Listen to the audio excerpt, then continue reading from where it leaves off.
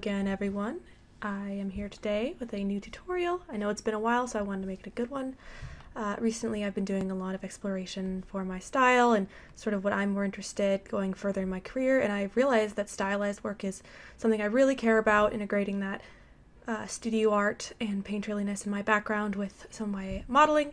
So I developed a technique that I am pretty excited to share with you guys today, and that is a technique that basically uses Fresnel and anisotropy to add highlights and shine to really boost the way shines read and reflect on a material surface. So you can kind of see that technique here where the shine is sort of following where the camera is and just giving that hand painting look just a little bit of a boost. This model in particular has been inspired by this concept by Shenyou. I really was looking at the shine he painted in, and I was trying to figure out how to capture that, so I did my best to try and come up with a technique that I'm going to share with you guys right now, and I hope you enjoy this tutorial. Okay, I kind of wanted to illustrate the concept of what I'm talking about here with some very simple shapes that can help you visualize what's going on for more complicated meshes like bodies.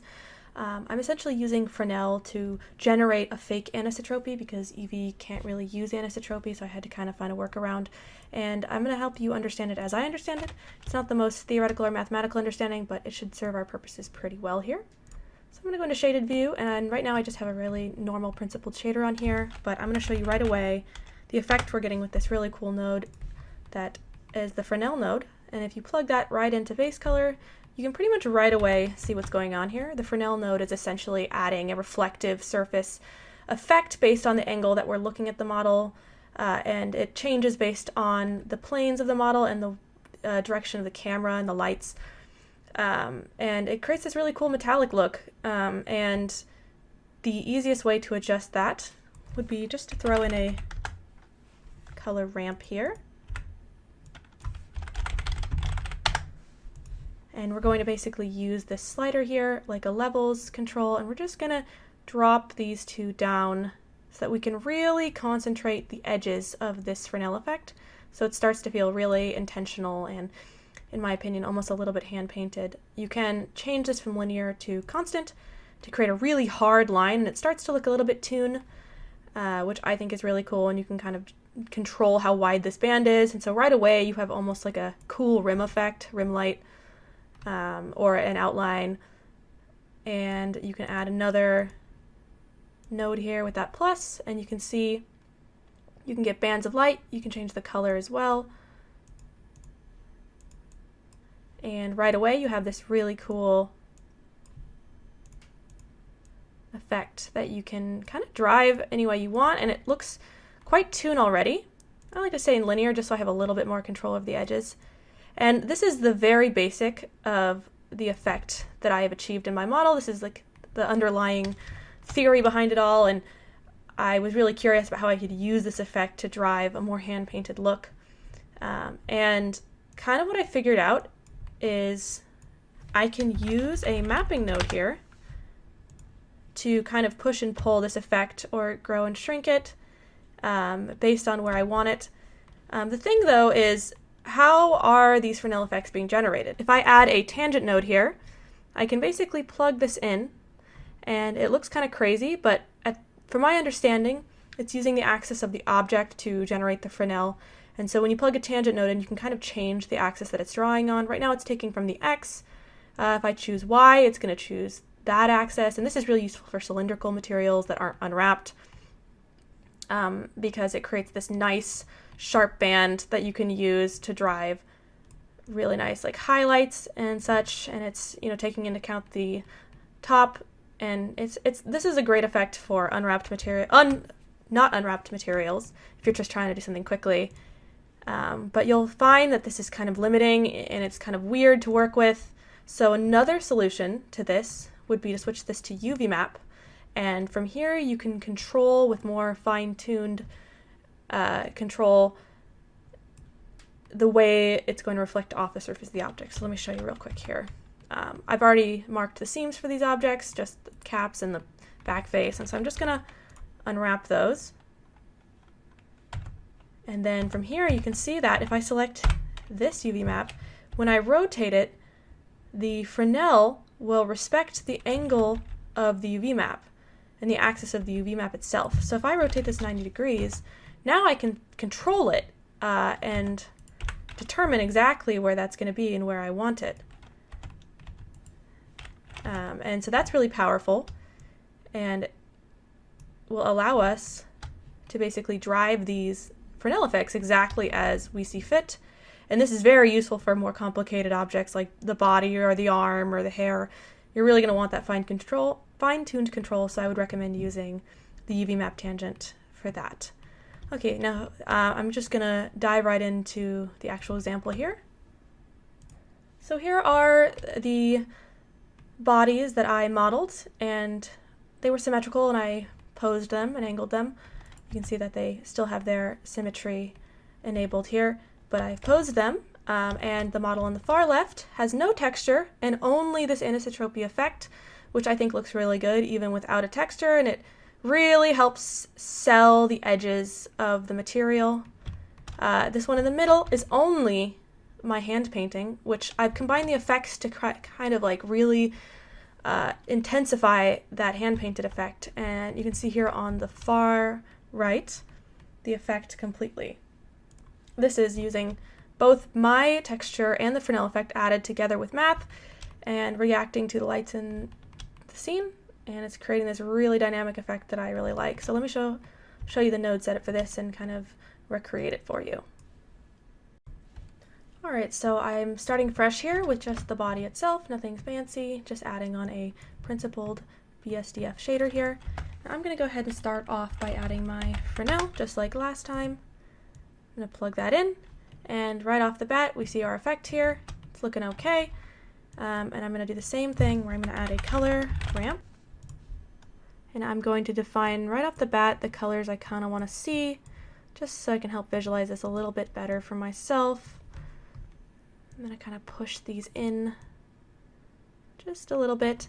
Oh, and I want to preface the fact that this model has been unwrapped, and the directions of each UV map are sort of precisely intentioned so that the Fresnel effect is exactly as I'd like to see it. Let me show you that by adding the UV map tangent here. So when I unwrapped this, I decided which direction I wanted the Fresnel to be displayed, and so the legs I'm trying to keep them as straight as possible so that Fresnel goes straight down. Same with all of the islands; they're all kind of imagined to be on an axis or rotated in a specific direction so that I'm getting a specific effect here. So that's just keeping that in mind. So that's how we want to start off, and I'm going to kind of lower this IOR number here just to bring that band in a little bit more. And I'm going to try and make these colors a little closer to the concept. I'm going to add a third band here just to give it a little bit more life. Drag those out a little bit. Drop this. Let's say that's pretty good for now. You're getting a really strong reflective effect that is feeling really good. And then I'm going to go ahead and add a mapping node just so I can move that Fresnel a little bit over like this. I'd like it to just be a little bit more aligned with my eye when I'm looking at this at a 3/4 angle, and you can do that just by adjusting the scale here, plugging that in between here.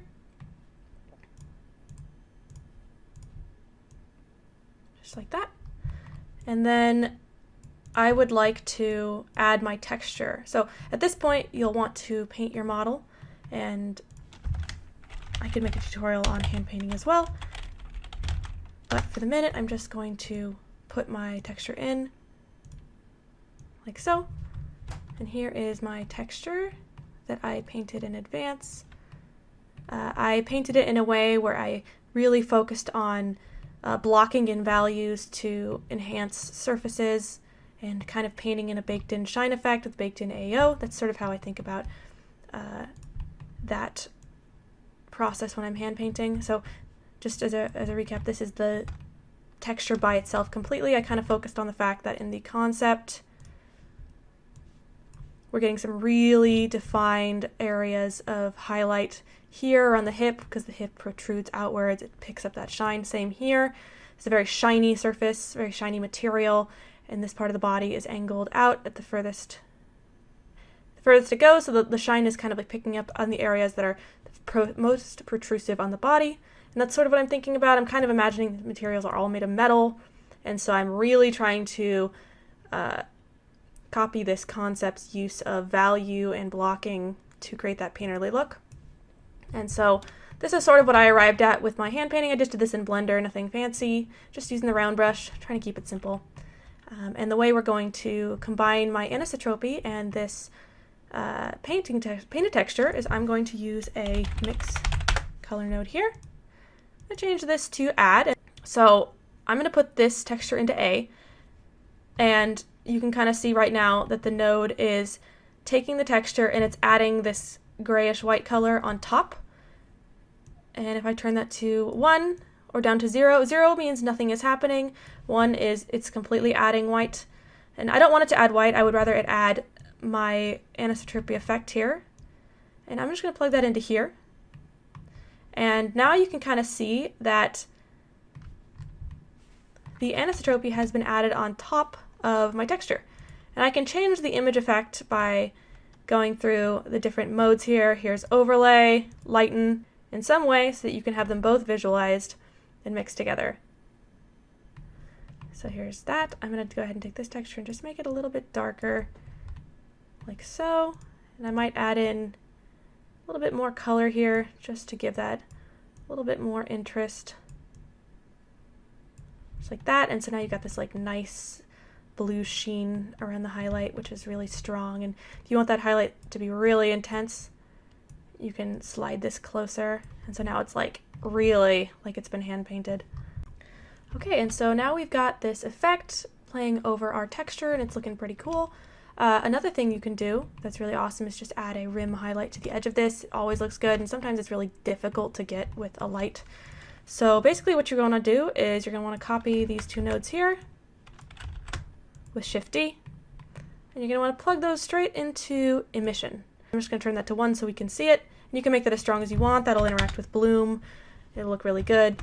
And I'm just going to get rid of this node, change that to white so we can tell exactly what's going on here. Just strengthen that effect, and then right away you can kind of see how it's having this really awesome rim effect, and you could actually stop here if you wanted and it would still look really good. I'm going to just keep that at 1.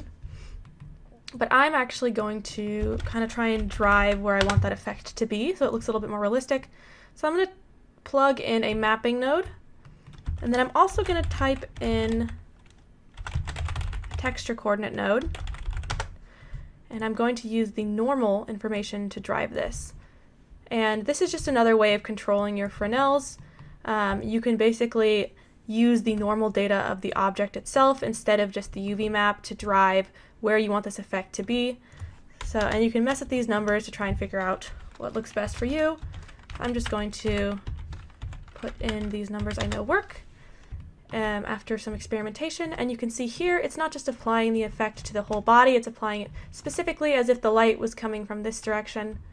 And you know, you can mess with it a little bit, you can reduce the strength of Fresnel if you want a tighter band here, but now it looks like there's a light coming from the right side and it looks pretty snazzy. I'll change this to black so we're having no influence except for the light itself. And there you go, and that's how you add a really cool rim. And just like that, you've got the basis for most of your materials. You can use this formula and change whatever. You can experiment to your heart's content with these different nodes, and there's a variety of things you can do with them. But yeah, that's the basics of that effect, and that will help you create any stylized material and just make it that much better with lighting. I hope you enjoyed this tutorial. If you have any questions or if you have any feedback, or please let me know. I'd love to hear. You guys can email me if you have any questions, and I hope you all have a really excellent day and hopefully more tutorials to come in the future. All right, bye guys.